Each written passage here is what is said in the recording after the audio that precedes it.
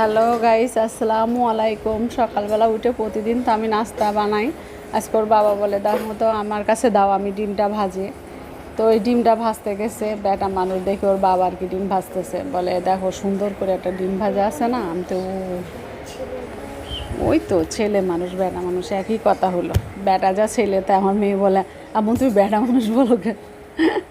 আচ্ছা ঠিক আছে, তোমার বাবাই বলি, ঠিক আছে, তোমার আমরিনের বাবা এই যে ডিম ভাজতেছে। পরে আমাকে বলে দেখো আমি কেমন করে ডিম ভাজি। আমি তো আচ্ছা ঠিক আছে ভাজো তো তুমি আজকে। পরে যে ডিম ভাজতেছে, আলহামদুলিল্লাহ ও অনেক কিছুই পারে। মুরগি রান্না করতে পারে, গরু রান্না করতে পারে, মাছ ভাজতে পারে, ইলিশ মাছ আসলে ওই কাটে, সুন্দর করে কাটে এখন মাশাআল্লাহ। মুরগিও কাটে, আমি তো মুরগির গন্ধই নিতে পারি না, মুরগি কাটতে পারি না। তো মুরগি সবসময় আগে যখন একটু তাড়াহুড়ো মেহমান আসবে যে বুয়া নাই, তখন ও কাটতো। ওই যে সুন্দর করে ডিম ভাজছে আর কি সবসময় এইভাবে। ওই যে একটা পিঠার মতন একটা ডিম ভাজে ও সব সময়। আমিও ওর কাছ থেকে শিখছি ডিম ভাজাটা, আমাদের দেশে আবার এরকম ভাজে না। তো ওর কাছ থেকে এই ডিম ভাজাটা শিখছি। ও এরকম সুন্দর করে একটা ডিম ভাজে, এই যে একেবারে সুন্দর করে একটা পিঠার মতন, পাটিসাপটা পিঠার মতন। আমি এত সময় এটাই মনে করতেছিলাম।